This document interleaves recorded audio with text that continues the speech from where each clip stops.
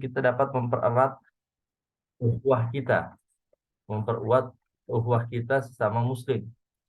Dan juga nanti insya Allah kita bertemu dengan saudara-saudara kita bahkan dari luar kota, dari luar negara, macam-macam. Artinya kita menambah saudara seumat muslim yang baru. Kemudian meningkatkan iman dan takwa. Siapa orang yang mengunjungi rumah Allah, keimanannya akan semakin bertambah. Dan ia juga berupaya meningkatkan ketakwaannya dengan cara memperbaiki ibadah. Seperti sholat, puasa, dan dari segi perilaku. Kemudian mengajari makna sabar. Nah, ini yang terpenting juga. Hikmah yang kita bisa peroleh dari menjalankan ibadah umroh, yakni meningkatkan rasa sabar. Sebagaimana kita ketahui bahwa menunaikan umroh bukanlah hal yang mudah. Selain kita membutuhkan biaya, kita juga mempersiapkan mental. Ya, ya jadi dari awal perjalanan pun kita harus menunggu di Soekarno-Hatta, menunggu flight di pesawat nanti, menunggu ini, menunggu itu. Artinya kita harus sudah mulai melatih diri kita untuk sabar. Ketika kita di sana mungkin antri ini karena memang padat, desak-desakan, rame, apa itu semua. Nah, itu dilatih diri kita. Jangan sampai hati kita ini ada rasa rasa dendam atau rasa amarah dalam diri kita. Jangan sampai karena apa yang kita ucapkan nanti akan kembali kepada kita. Oleh karena itu bagaimana kita dididik untuk menjadi orang-orang yang sabar. Ketika kita di tawaf atau sa'i itu luar biasa, jutaan orang berkumpul di dalam satu tempat. Ketika kita di raudhah jutaan orang, jangan sampai kita ngomong dengan hal-hal yang tidak pantas kita ucapkan. Karena ketahuilah Bapak Ibu, kita berada di kota suci, kota yang paling mulia yaitu Haramain. Oleh karena itu, yang harus kita keluarkan dari lisan kita hanyalah kata-kata yang baik, doa-doa yang baik. Kemudian selanjutnya, nah di sini ada syarat, rukun, dan wajib umroh. Syarat umroh sudah maklum yaitu muslim berakal balik mampu. Ada rukun. Nah, dalam ibadah umroh, rukun itu adalah hal yang menentukan sah atau tidak sahnya ibadah kita. Dan rukun umrah itu tidak dapat diwakilkan dan tidak dapat digantikan oleh siapapun. Artinya kita harus menyelesaikannya. Nah, dalam manasik umroh, memang yang harus ditekankan yaitu rukun umroh. Karena rukun umroh adalah yang menentukan sah dan tidak sahnya ibadah kita dalam beribadah umroh. Rukun umroh diantaranya ada ihram, ada tawaf, ada sa'i, ada tahallul, ada tertib. Artinya harus berurutan. Nah, ini rukun yang harus kita kupas nantinya. Dan di sana pun Bapak Ibu langsung dikupas, udah mendapat sana Haramain di sana mungkin lebih mudah menyerapnya. Kemudian ada wajib umroh, yaitu berihram dari mikot. Nah, jadi prosesi ibadah umroh memang sangat singkat ya Bapak Ibu.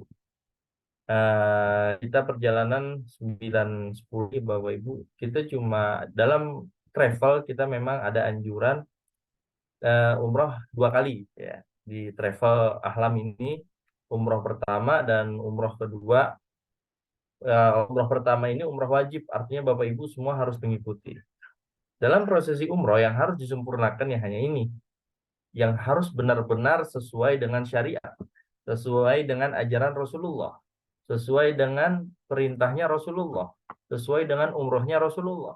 Kalau sudah di luar ajaran Rasulullah, umroh kita tidak dapat nilai dan tidak mendapat umroh yang mabrur. Artinya mardut, tertolak umroh kita. Makanya harus ada manasik, pembelajaran bagaimana kaifiyatil umroh, tata cara umroh. Yang mana yang pertama umroh yaitu niat dan ihram. Kita sudah memakai pakaian kita ihram, Bapak Ibu, kita mengambil mikot nanti sudah berihram, kemudian kita mengambil mikot. Kalau Bapak Ibu nanti dari Madinah mengambil mikotnya namanya di Zulhulaifah atau di Bir Ali. Setelah dari Bir Ali, kemudian mengambil niat, lanjut kita mengunjungi Ka'bah ya. Nanti Bapak Ibu naik kereta dengan tawaf. Setelah tawaf ada lagi sa'i. Setelah sa'i ada tahallul. Nah, dan terakhir itu tertib. Artinya semua prosesi ibadah umroh ini harus teratur. Next, adakah ihram? Kata ihram diambil dari bahasa Arab, yaitu dari kata al-haram yang bermakna terlarang atau tercegah. Nah, seseorang yang dengan niatnya masuk pada ibadah umroh, maka ia dilarang berkata dan beramal hal-hal tertentu seperti jima, menikah, ucapan kotor, dan lain sebagainya. Ada hal-hal yang diharamkan ketika seseorang sudah berihram nanti. Nanti akan diperjelaskan di slide selanjutnya. Nah, jadi sebelum berihram, ada sunnah-sunnahnya, yaitu diantaranya yang pertama, sunnahnya itu untuk mandi sunnah ihram namanya Bapak Ibu. Sebelum menggunakan baju ihram atau kain ihram. Untuk mandi sunnah ihram.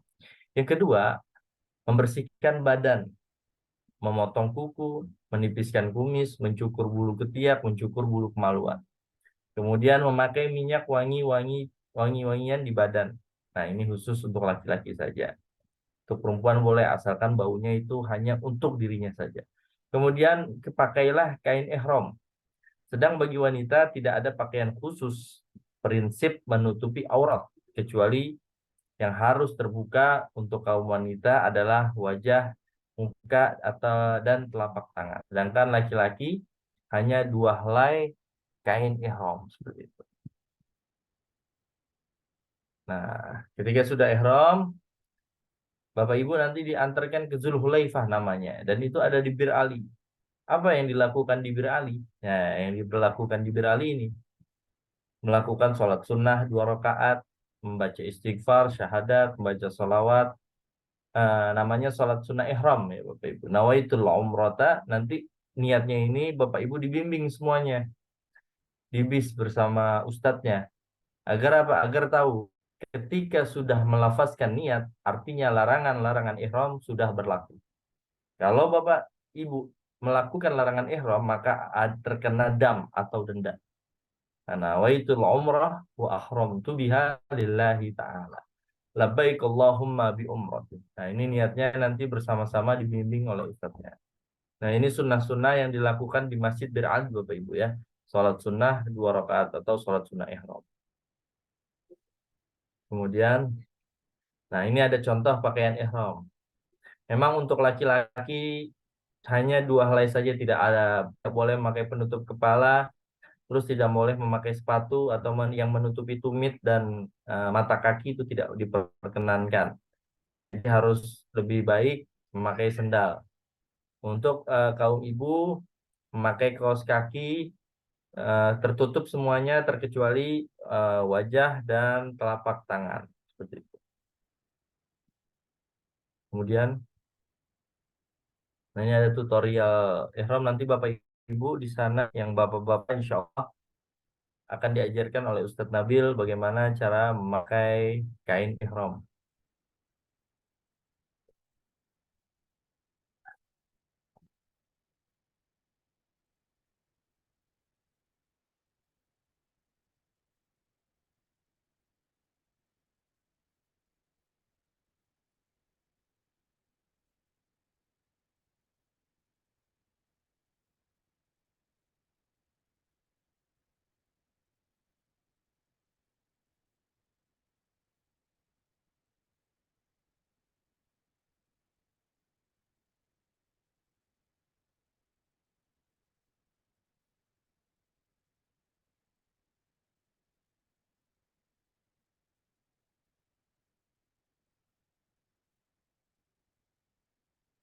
Jadi Bapak Ibu yang punya yang Bapak-bapak yang punya gesper ihram boleh dibawa ya.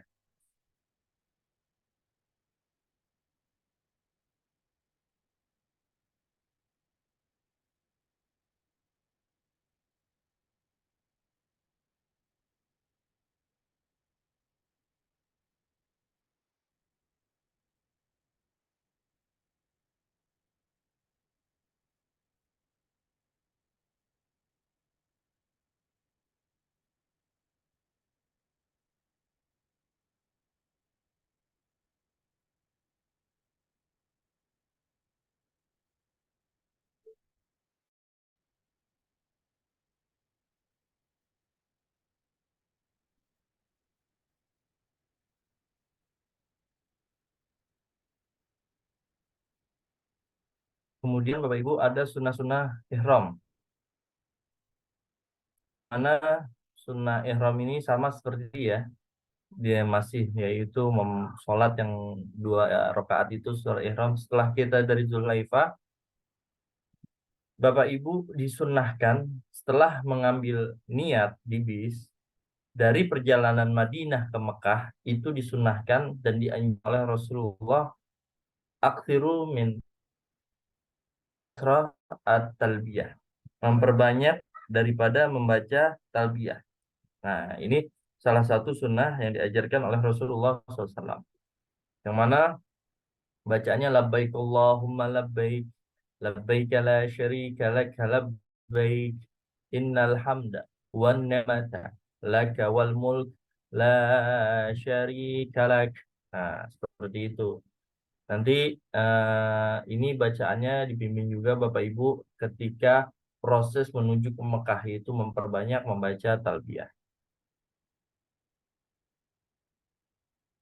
Nah, setelah Bapak Ibu melafazkan niat, ada hal-hal yang dilarang dalam berihram atau sudah menggunakan kain ihram dan sudah melafazkan niat, Bapak Ibu dilarang untuk melakukan ini. Apabila Bapak Ibu melakukan ini, maka Bapak Ibu terkena dam atau denda. Apa sih larangannya? Di antaranya menutup kepala dengan penutup apapun laki-laki. Entah itu topi, kopiah, peci, dan lain sebagainya, itu udah tidak boleh. Mencukur rambut atau memotongnya walau sedikit, semua tidak boleh. Makanya Rasulullah menganjurkan sebelum melakukan ihram disunahkan untuk memotong rambut, mencukur apa itu semuanya, agar apa? Agar tidak mengganggu setelah kita sudah niat ihram. Kemudian larangannya memotong kuku tangan atau kaki. Kemudian memakai wewangian, memakai pakaian berjahit laki-laki, membunuh binatang buruan darat, hubungan suami istri, melaksanakan akad nikah atau melamar. Nah, itu semuanya dilarang ya Bapak Ibu ketika sudah melafazkan niat umroh seperti itu. Next. Kemudian setelah sampai, apa yang kita lakukan? Kita sudah berniat. Yang kita lakukan pertama yaitu tawaf. Tawaf adalah salah satu amalan yang menentukan sah tidaknya amalan ibadah atau ibadah haji atau umroh seseorang.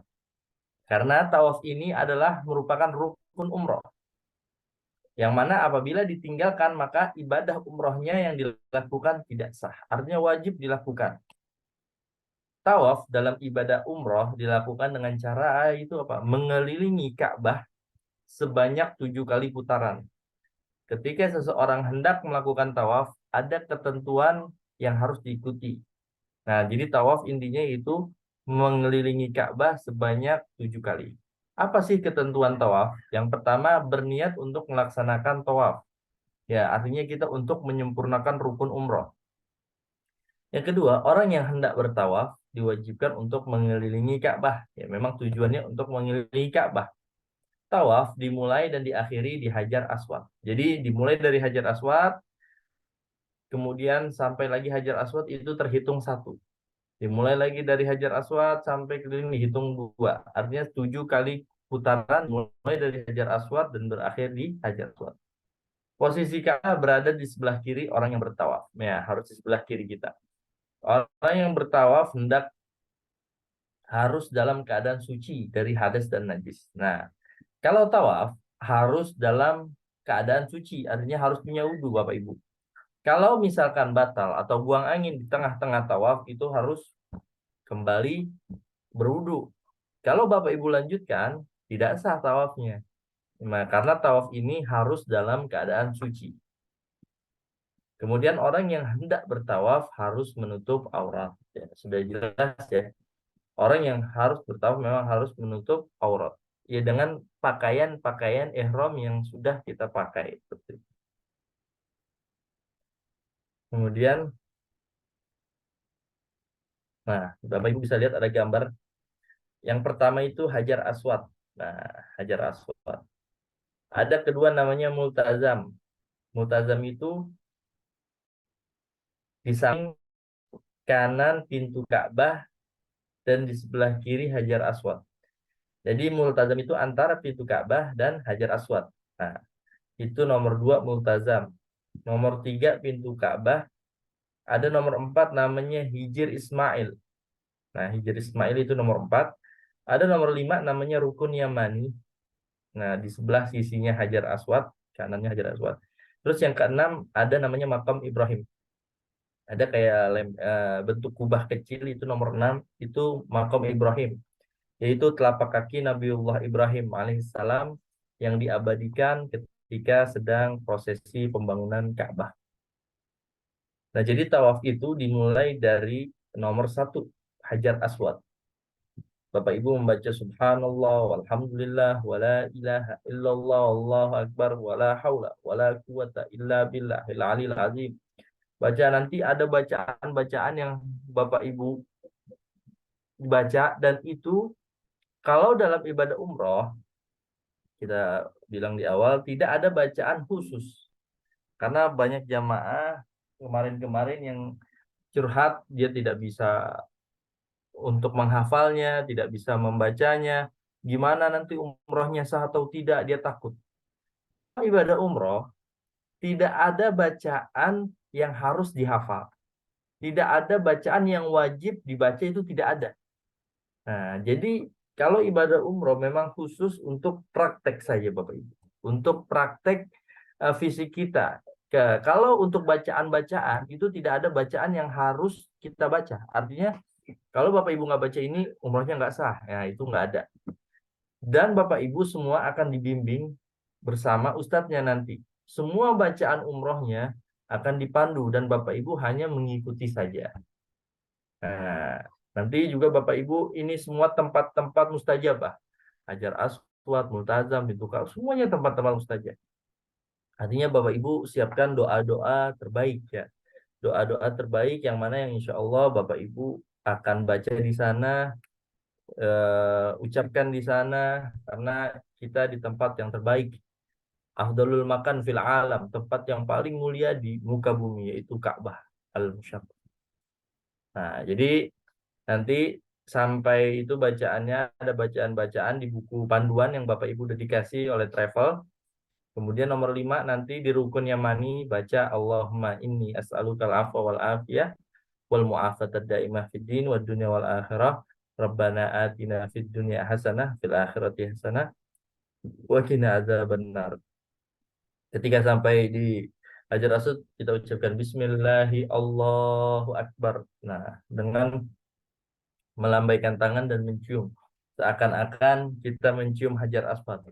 Karena untuk mencium Hajar Aswad sulit, keadaan padat, ramai di depan, ya kita dari belakang dan kita isyarat seakan-akan kita mencium Hajar Aswad. Kemudian,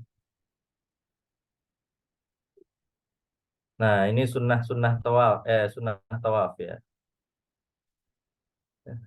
Yang pertama yaitu istislam. Yang tadi memberikan salam di setiap putaran ketika kita bertemu Hajar Aswad ya, yaitu dengan mengangkat tangan kanan lalu dikecup ya Hajar Aswad, dengan menghadap ke Hajar Aswad kita mengucapkan Bismillahi Allahu Akbar. Nah, itu sunnahnya. Kemudian khusus pria, bahu kanan ihram terbuka atau ittiba. Nah, jadi kain ihram yang sebelah kanan ini dilipit ya Bapak Ibu, dibuka yang kanan untuk Bapak-bapak. Kemudian berlari-lari kecil pada tikaran 3 putaran pertama ketika tawaf. Nah, ini sunnah juga untuk Bapak-bapak. Mengucapkan doa, pujian, sholawat. Nah, jadi Bapak Ibu bebas. Ingin membaca apa saja bebas. Tidak ada bacaan khusus seperti yang kami sebutkan tadi. Tidak ada bacaan khusus yang harus Bapak Ibu baca. Bapak Ibu mau baca doa sepanjang tawaf, sholawat, tasbih, tahmid, tahlil, apapun. Yang terpenting hati kita memang untuk mencari ridha Allah.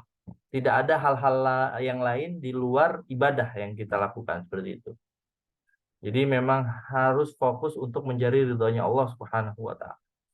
Kemudian mengusap rukun yamani atau melambaikan tangan dari jauh tanpa dikecup sambil mengucapkan Bismillahi Allahu Akbar. Sama, karena kita tidak bisa mengusap dari dekat rukun yamani. Kemudian membaca Rabbana atina fid dunya hasanah, yang seperti tadi antara rukun yamani dan Hajar Aswad disunahkan membaca Ya, doa sapu jagat ya, Bapak. Rabbana atina fid dunya hasanah wa fil akhirati hasanah wa qina azabannar.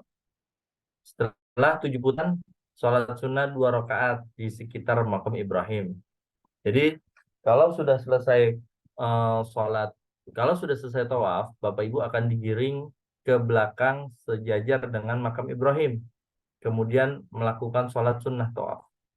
Yang dibaca yang pertama, rakaat pertama yaitu surat Al-Kafirun.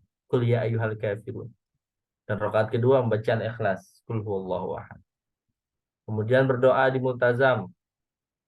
Nah, karena kita memang tidak bisa, karena kita akan lanjut sa'i, jadi kita berdoanya di tempat yang mana kita sholat. Setelah itu kita minum air zam-zam, Bapak Ibu. Setelah sudah ini kita minum air zam-zam. Apa doanya? Allahumma inni as'aluka ilman nafi'an wa rizqan wasi'an wa syifaan min kulli da'in wa saqamin. Birahmatika ya arhamar rahimin. Jadi Bapak Ibu, memang di sana luar biasa ya. Di Mekah ataupun Madinah, sepanjang masjid, dimanapun, sebelah sisi manapun itu ada namanya air zam-zam. Karena sangat rugi dan rugi orang yang tidak banyak minum air zam-zam. Karena Rasulullah SAW bersabda, ma'u zam-zam lima syuribalah. Air zam-zam itu tergantung apa yang diniatkan. Bapak Ibu minta sehat, insya Allah akan sehat. Bapak Ibu minta agar dimudahkan umrohnya sampai selesai, insya Allah Allah akan mudahkan. Dikuatkan tenaganya untuk melakukan ibadah-ibadah, insya Allah akan dikuatkan. Jadi setiap sisi itu memang sudah banyak sekali air zam-zam, dan Bapak Ibu jangan sampai tidak meminum namanya air zam-zam. Dan yang harus diingatkan, minum air zam-zam jangan hanya minum, baca doa sebelum meminum air zam-zam. Kalau Bapak Ibu tidak hafal doa yang diajarkan Rasulullah, Bapak Ibu bisa berdoa apa saja yang Bapak Ibu inginkan. Karena insya Allah akan dikabulkan doa kita kepada Allah Subhanahu wa Ta'ala. Karena tergantung apa yang kita niatkan. Kemudian selanjutnya, setelah atau minum air zam-zam, kita naik mas'ah. Sa'i itu adalah tempat sa'i. Sa'i ini adalah kita mengelilingi antara Bukit Sofa dan Marwah. Ya. Yang mana tadi sudah dijelaskan oleh Ustadz Umar bahwasanya ibadah tawaf dan sa'i ini adalah ibadah yang sangat memerlukan dan membutuhkan fisik yang kuat, Bapak Ibu. Jujur saja, yang tidak pernah olahraga atau tidak pernah bergerak sebelum berumroh, tiba-tiba melakukan sa'i, pasti akan kram kakinya. Sangat capek. Oleh karena itu, jamaah yang sudah latihan dan dia insya Allah tidak merasakan kram, tidak merasakan lelah, karena sudah latihan pemanasan. Jadi penting sekali Bapak Ibu, artinya pemanasan sebelum melakukan ibadah di mana? Di Baitullah. Ya, karena semua prosesi kita menuju ke masjid, menuju ke dalam masjid, keluar masjid, ke hotel, semuanya ini perlu dengan jalan kaki Bapak Ibu.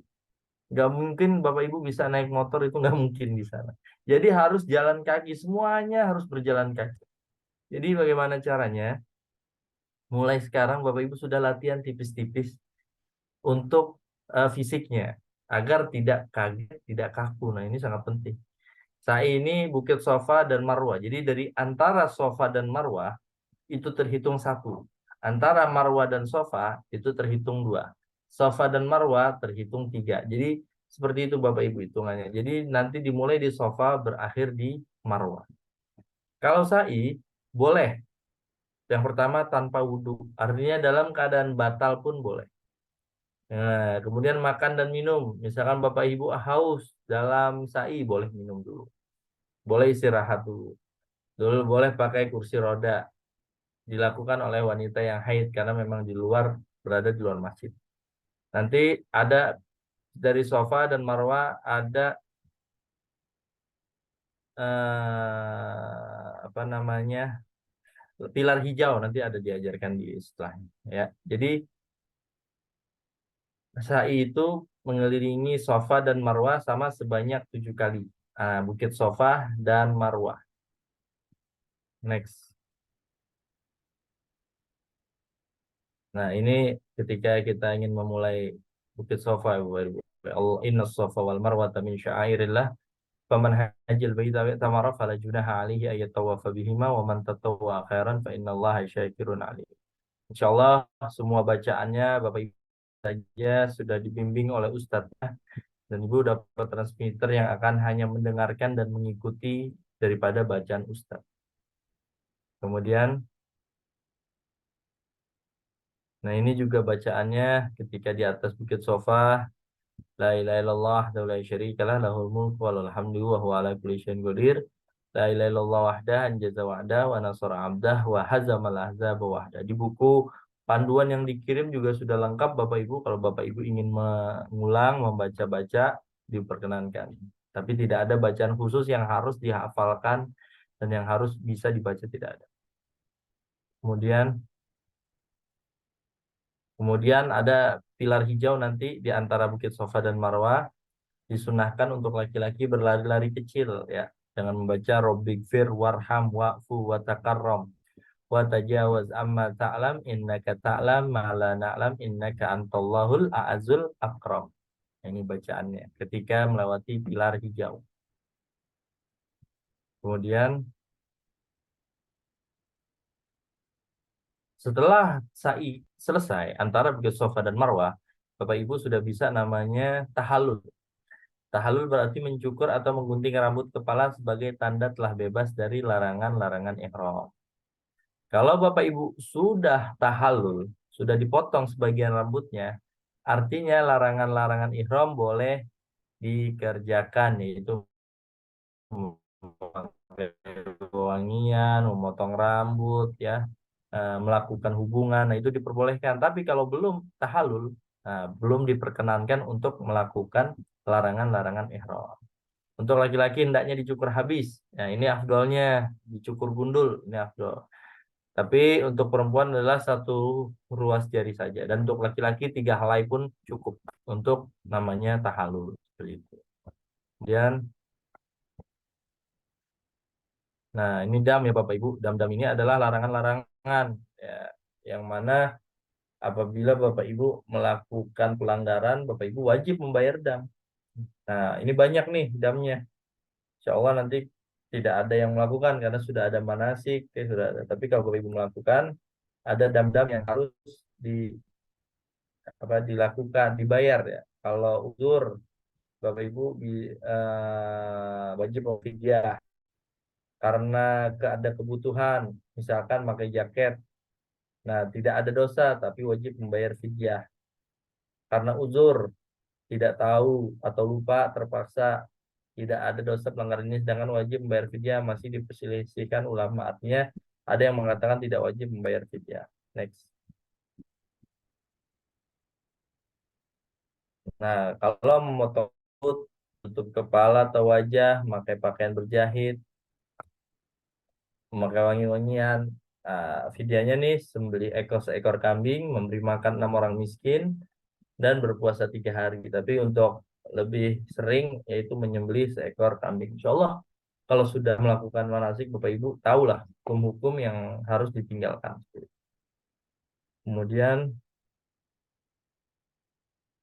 berhubungan suami istri sebelum tahallul, ihramnya batal. Yaitu wajib menyempurnakan ihram, mengkodok, kemudian menyembelih seekor unta dan dibagikan kepada orang miskin. Nah, ini berhubungan suami istri sebelum melakukan tahallul. Kemudian next,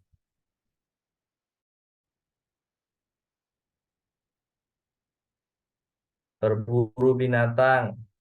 Insya Allah nggak ada yang ngelakuin Bapak Ibu ya. Memburu binatang misalkan kambing atau domba, menyembelih binatang yang semisal dengan buruannya. Terus bersedekah dengan bahan makanan yang senilai dengan harga binatang buruan tersebut. Kemudian berpuasa. Nah, kemudian jika binatang buruannya tidak ada yang semisal, maka ada 2 pilihan. Bersedekah dengan bahan yang senilai dengan harga binatang buruan tersebut. Insya Allah Bapak Ibu ini tidak akan kejadian ya untuk melakukan buruan ya Bapak Ibu. Insya Allah nggak akan ada karena kita sudah manasik, sudah tahu ilmunya. Kemudian next. Nah, bercumbu selain jima sampai keluar mani ataupun tidak. Tidak membatalkan ihram, namun pelakunya wajib beristighfar dan bertaubat.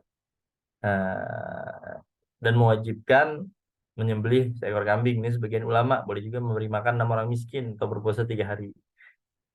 Namun sebagai bentuk hati-hatian menyembelih binatang. Makanya selain dilarang untuk berjima, ada namanya mukaddimah jima, pembukaan daripada jima, diantaranya bercumbu. Nah itu juga dilarang ya Bapak Ibu. Artinya apa? Agar tidak harus ada yang melakukan jima. Kalau sudah ada mukadimah jima, pasti akan terjerumus ke jima. Seperti itu. Makanya itu dilarang juga mukadimah jima.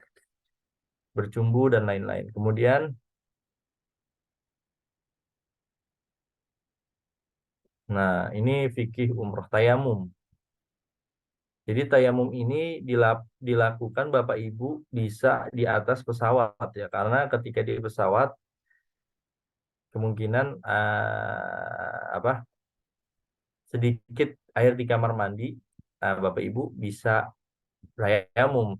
Kalau memungkinkan ada aqua atau boleh juga berwudu di kamar mandi. Kalau misalkan tidak ada, bisa juga tayamum. Yang pertama menutup telapak tangan ke soid. Jadi kita mengambil debu ya Bapak Ibu di karena memang sekarang pun di apa namanya di pesawat pun sudah tidak ada debu yang menempel jelas ya. Tapi memang isyarat saja ikhtiar.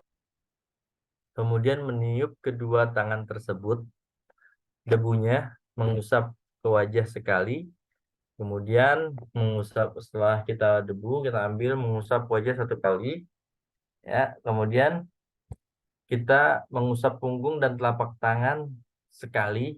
Nah ini kita ambil lagi nih Bapak Ibu debunya di tempat yang mana bukan pertama kita ambil di tempat lain. Kemudian kita mengusap punggung dan telapak tangan sekali. Nah ini kita ambil tangan 1 kali, tangan kanan, tangan kiri 1 kali. Gitu.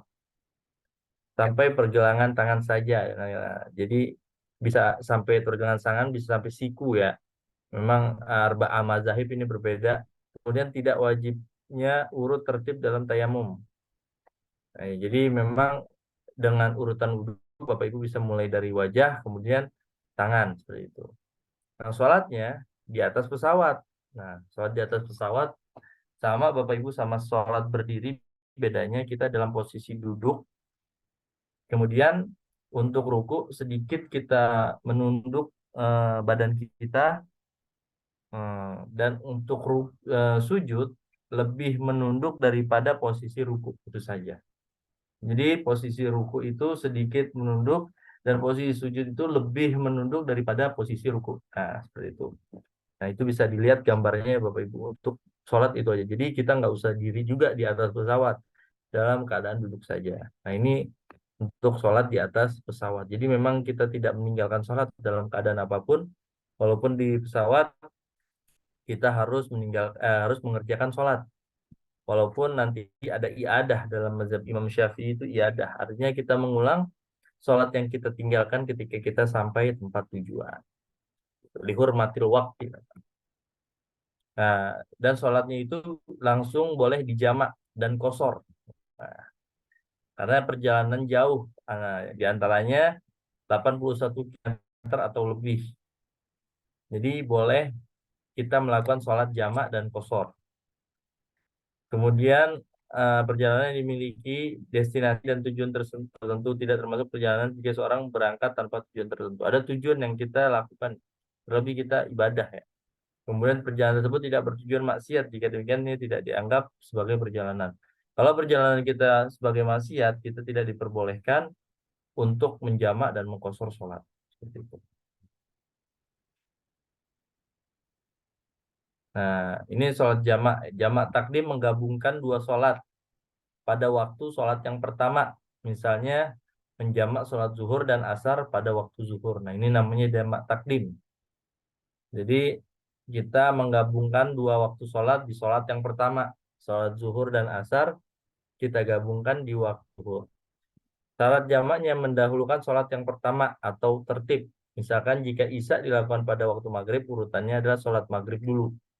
Jadi kalau kita ingin jamak, ya kita sholat maghrib dulu, kemudian kita sholat isya. Menyebutkan niat jamak takdim pada sholat pertama. Ya, ada niat bahwa kita melakukan sholat jamak takdim. Kemudian mualah terus-menerus atau antara sholat pertama dan kedua tidak terpisah waktu lama. Artinya setelah kita melakukan sholat maghrib, langsung kita melakukan sholat isya. Nah, itu namanya sholat jamak. Jadi kita tidak menunggu berjam-jam untuk melakukan sholat isya, langsung artinya mualah. Kemudian ada namanya jamak takhir. Melaksanakan dua sholat yang dijamak pada waktu sholat yang kedua. Syaratnya memang hilafiyah. Ada ulama yang berpendapat harus dilakukan tertib dan ada yang tidak. Artinya kalau memang kita ingin menjamak takhir sholat isya dan sholat maghrib dan isya, boleh kita sholat maghrib terlebih dahulu, kemudian isya, boleh isya dulu, kemudian maghrib. Yang penting kita melakukan dua sholat yang niatan untuk jamak takhir seperti itu. Nah, ini namanya sholat jamak, menggabungkan dua sholat. Zuhur asar atau asar zuhur, maghrib isya atau isya maghrib, kalau subuh itu sendiri tidak ada. Kemudian next. Sholat jenazah.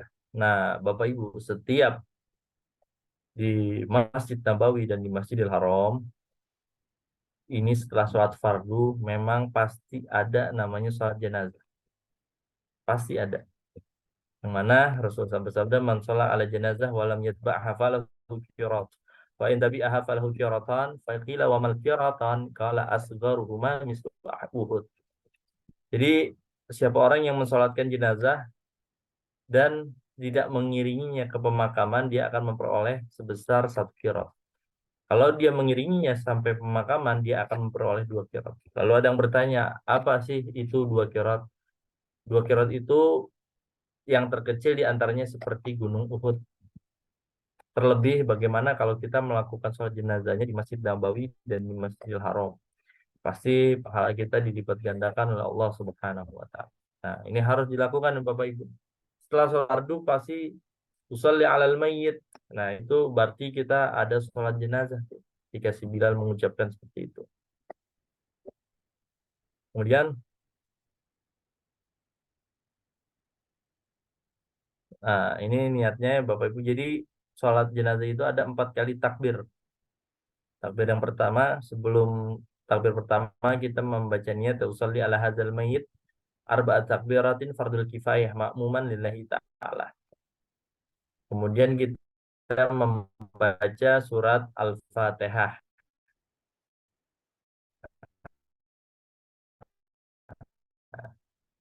Nah, kita membaca sholawat ala Muhammad wa ala ali Muhammad. Kama sholaita ala Ibrahim wa ala ali Ibrahim innaka Hamidum Majid. Boleh. Kemudian takbir ketiga kita baca Allah maghfir lahum warhamhum wa'afihim wa'fu anhum. Nah, itu boleh Bapak Ibu. Takbir keempat boleh kita baca Rabbana atina fid dunya hasanah fil akhirati hasanah wa qina adzabannar, boleh. Boleh juga Allahumma la tahrimna ajrahum wa la taftinna ba'dahum waghfir lana wa lahum. Boleh juga. Kemudian mengucapkan salam. Assalamualaikum warahmatullahi wabarakatuh. Assalamualaikum warahmatullahi wabarakatuh. Nah, jadi sholat jenazah di Haramain pasti selalu ada. Dan insya Allah jangan sampai kita sia-siakan untuk melaksanakan sholat jenazah.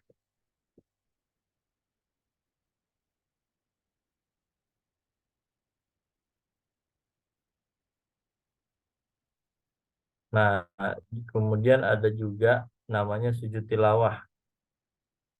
Biasanya sujud tilawah ini terjadi di hari Jumat subuh, Bapak Ibu. Bapak Ibu, misalkan subuh Jumatnya ini di mana nanti? Di Mekah ya. Di Mekah, subuh Jumat, biasanya sang imam membaca surat As-Sajadah, Alif Lam Tanzil.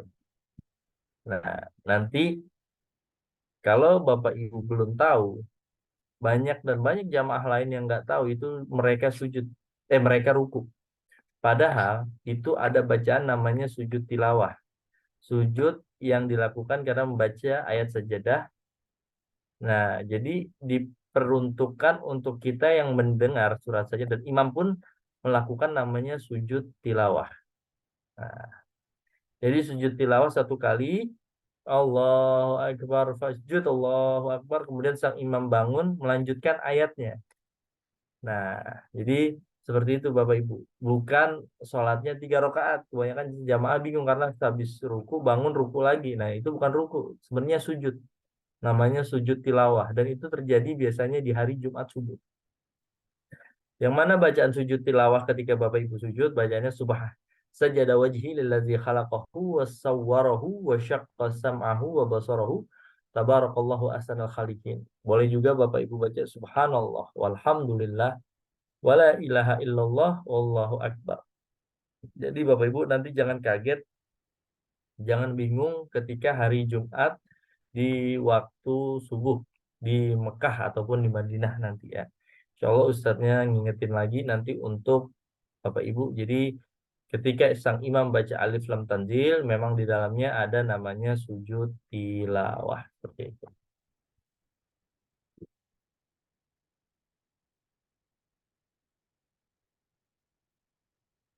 Nah, terima kasih Bapak Ibu untuk penyampaian materi sekelumit tentang manasik, yang mana insya Allah nanti ada manasik ulang lagi yang Bapak Ibu akan di. Alhamdulillah, eh, atas penyampaiannya Ustadz Farhan untuk inti dari kegiatan manasik. Alhamdulillah penjelasannya dari mulai pengambilan mikot sampai tahalul. Insya Allah juga jamaah sekalian bisa ngambil ibrahnya. Dan kita masuk ke sesi berikutnya yaitu sesi tanya jawab. Sudah ada beberapa pertanyaan di Bapak Ibu yang ada pertanyaan boleh chat di kolom chatting pertanyaannya ataupun nanti bisa mengaktifkan audionya untuk bertanya secara langsung. Nah, ini kita jawab dulu Ustadz. Pertanyaan pertama dari Bapak Iqbal. Ustadz, Ana mau tanya untuk ihram anak-anak gimana tuntunannya ya? Anak saya 7 tahun belum balik tapi sudah sunat.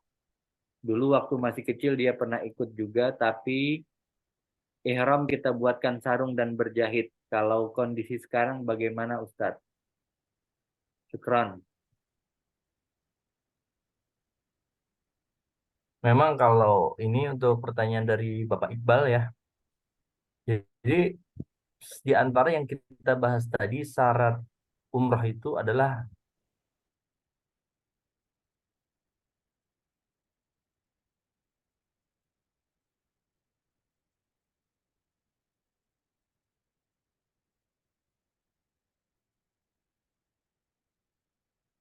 balik, maka lafzun niyah, lafaz niat itu tetap terwakilkan dengan ayahnya. Seperti itu. Jadi Bapak Iqbal yang akan melafazkan niat untuk anaknya karena anaknya masih belum balik seperti itu. Kecuali itmam khamsata asyar sana, kecuali sudah 15 tahun belum ada kabar balik. Nah, itu harus dikatakan balik karena sudah 15 tahun. Tapi kalau sudah 7 tahun belum balik ya memang wajar, berarti memang belum balik. Artinya belum balik lah seperti itu. Jadi nanti untuk lafzunnya diwakilkan oleh ayahnya. Kemudian untuk kain ihram kita buatkan sarung dan jahit. Nah, untuk anak bapak umur 7 tahun sudah lumayan besar ya. Kalau bisa ada untuk anak kecil, satu umur sekarang anak kecil kemarin kita sudah banyak anak kecil yang pakai kain Ihram. ihram seperti orang dewasa Pak, seperti itu. Kalau memang ada ya tidak apa-apa. Artinya ditarbiyah untuk melatih si anak. Jadi nanti misalkan ketika sudah balik ya sudah berangkat lagi, sudah aman gitu. Kalau misalkan ada, tapi memang kalau kondisi belum balik tidak diharuskan untuk melengkapi seperti orang yang balik ya Bapak. Tapi kalau memang ada ya tidak apa-apa untuk dipergunakan. Seperti itu saja sih menurut saya. Ini pertanyaan kedua dari Bapak Febri Kurniawan Ustadz. Ada dua pertanyaan.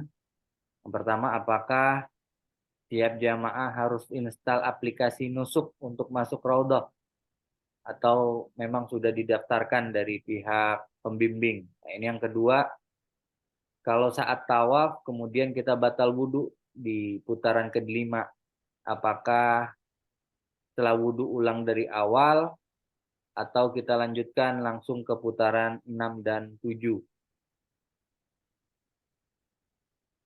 Yang pertama, setiap jamaah harus install aplikasi untuk Raudhah atau sudah dijelaskan oleh pihak. Nah, jadi untuk Raudhah memang sudah diberikan ya Bapak Ibu dari pihak travel. Jadi Bapak Ibu tidak perlu untuk menginstal aplikasi apapun atau mendaftar apapun, sudah sedapat jatahnya dari travel satu kali.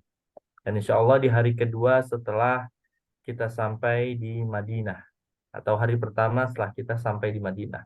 Nah, itu sudah ada dari muasasah kita, Bapak Ibu sudah aman. Artinya Bapak Ibu tidak perlu mengurusnya kembali. Kemudian, kalau pas tawaf putaran, oh ya, memang yang tawaf itu harus dalam keadaan suci, Bapak Ibu. Artinya harus punya wudhu. Kalau misalkan di putaran kelima kita maaf buang angin, kemudian kita melanjutkan tawaf kita, maka tawaf kita tidak sah. Harusnya bagaimana? Kita berwudhu, menyempurnakan wudhu kita. Nah, kita sudah di putaran kelima, kemudian kita berwudhu, kemudian kita melanjutkan tawaf kita. Apakah kita harus mengulang dari satu? Tidak. Kita menyempurnakan tawaf kita yang belum selesai, yaitu 5, 6, 7. Seperti itu. Jadi tidak harus mengulang dari awal lagi. Jadi walaupun Bapak Ibu sudah di putaran ketujuh, sebentar lagi sampai Hajar Aswad, kemudian buang angin, ya harus wudhu. Setelah wudhu ya tinggal menyempurnakan sebelumnya di mana tempat Bapak Ibu batal wudhu, seperti itu. Artinya tidak harus mengulang dari satu lagi. Seperti itu. Terima kasih. Ini ada Bapak Muhammad Pandu Bimantoro, Ustadz ingin bertanya. Silakan Pak Pandu. Pak Pandu. Ya. Bismillahirrahmanirrahim. Assalamualaikum warahmatullahi wabarakatuh. Mohon maaf Pak Pandu, speakernya agak noise. Apakah jelas Mas ya? Belum, Pak. Belum terlalu jelas Pak Pandu. Cek, halo. Sudah jelas Ustaz? Belum Pak. Tidak terlalu terdengar Pak.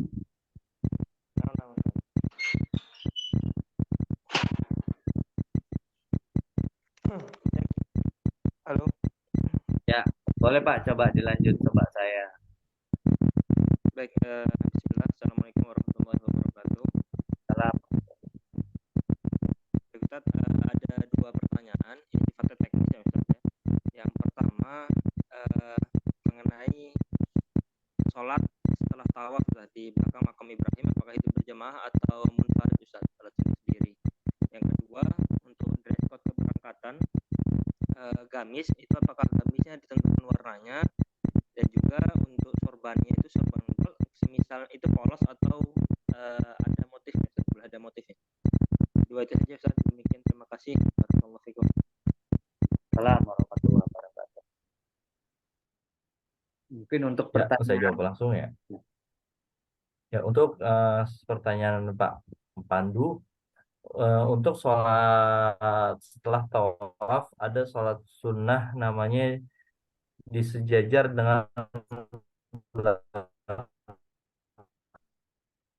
makam Ibrahim. Sholat sunnah tawaf itu dilakukan munfarid Pak, sendiri-sendiri, dengan berbarengan, tapi kita satu tempat dengan teman-teman yang lain, grup kita maksudnya ahlam, tapi dilakukan sendiri-sendiri. Setelah itu berdoa seperti itu. Kemudian yang kedua itu Ustaz Umar. Nah, yang kedua untuk dress code itu boleh Pak, mau pakai gamis warna putih atau warna hitam boleh, atau mau pakai baju koko hitam juga dengan celana kaki juga kita perbolehkan. Memang intinya di ahlam itu ya dress code ini cuma biar penyeragaman aja, tapi memang tidak mengikat dan tidak wajib gitu loh Pak. Di alam itu kita memang menghindari hal-hal yang bikin ribet kayak bikin seragam tuh Pak. Gitu. Jadi mudah-mudahan tidak memberatkan untuk Pak Pandu. Untuk sorbannya juga boleh warna hitam atau ada motifnya bebas Pak. Itu aja mungkin kalau dari saya untuk mengenai dress code keberangkatan. Ada lagi pertanyaan dari Bapak Ibu semua? Alhamdulillah saat ini partisipan sudah mencapai 24 orang ini Ustadz.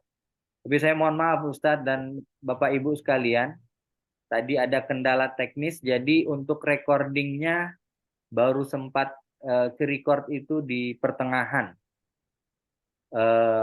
pembahasan 10 keutamaan umroh. Saya mohon maaf, ada kesalahan teknis tadi di awal. Jadi kemungkinan untuk recordingnya nanti yang akan saya share agak kepotong nih untuk penjelasan masalah itinerary-nya. Tapi insya Allah kalau memang ada yang kurang jelas, Bapak Ibu bisa bertanya langsung melalui grup yang sudah dibuat. Jadi insya Allah saya di grup juga udah ada Ustadz Farhan dan ada Ustadz Nabil. Insya Allah bisa menjawab concern dari Bapak Ibu semua. Apakah ada pertanyaan lain untuk Bapak Ibu semua mengenai perjalanannya atau mengenai tata cara pelaksanaan umrahnya secara detail? Mumpung ada Ustadz Farhan, insya Allah.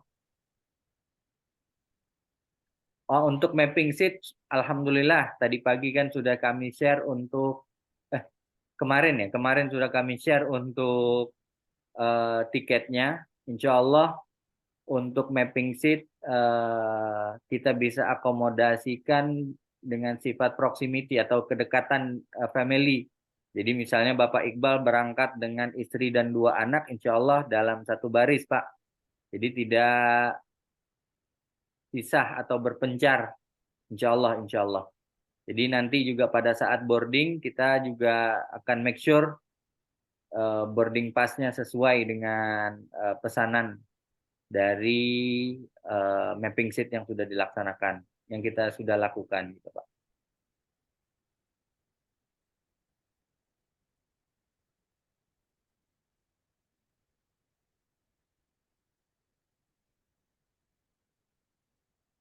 Oh, alhamdulillah. Alhamdulillah. Apakah ada pertanyaan lagi dari Bapak Ibu semua? Kalau tidak, insya Allah kita akan segera mengakhiri agenda manasik online pada malam hari ini. Sebelum kita tutup, marilah kita dengarkan doa bersama yang dipimpin insya Allah dengan akhina Ustadz Farhan Ali Faris. Fadal Ustadz. Bapak Ibu, sebelum kita tutup acara manasik kali ini, mari sama-sama kita membaca Ummul Quran Suratul Fatihah. Semoga manasik kita yang kita pelajari menjadikan ibadah kita, umrah kita nanti menjadi umrah yang mabrur, yang diterima oleh Allah Subhanahu wa taala. Dan kita berdoa kepada Allah Subhanahu wa taala semoga Allah berikan kita kesehatan, kekuatan sampai tiba waktunya pemberangkatan kita. Dan kita mohon kepada Allah agar dilancarkan seluruh prosesi ibadah umrah kita dalam keadaan sehat walafiat sampai kita kembali ke Indonesia. Amin ya rabbal alamin. Ala hazihin niyah wa bi kulli niyatin shalihah wa ila hadratin nabi al-fatihah. A'udzubillahi minasyaitonirrajim. Bismillahirrahmanirrahim. Alhamdulillahirabbil alamin arrahmanir rahim maliki yaumiddin. Iyyaka na'budu wa iyyaka nasta'in. Ihdinas siratal mustaqim. Siratal ladzina an'amta 'alaihim ghairil maghdubi 'alaihim waladdallin. Amin. Bismillahirrahmanirrahim. Alhamdulillahirabbil alamin.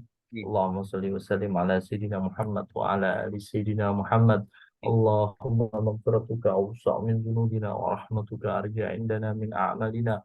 Allahumma inna nas'aluka ziyadatan fid din wa barakatan fil umur wa sihhatan fil jasad وسعة في الرزق وتوبة قبل الموت وشهادة عند الموت ومغفرة بعد الموت Amin. وعفوا عند الحساب وأمانا من العذاب ونصيبا من الجنة ورزقنا النظر إلى وجهك الكريم Amin. ربنا تقبل منا إنك أنت السميع العليم وتب علينا إنك أنت التواب الرحيم ربنا آتنا في الدنيا حسنة وفي الآخرة حسنة وقنا عذاب النار صلى الله على سيدنا محمد وعلى آله وصحبه وسلم والحمد لله رب العالمين.